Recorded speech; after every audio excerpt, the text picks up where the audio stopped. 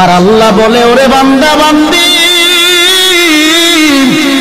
হাজার অপরাধ করার পরেও যদি তুমি তোমার মা বাবার কাছে যায় মাথাটা নত করে,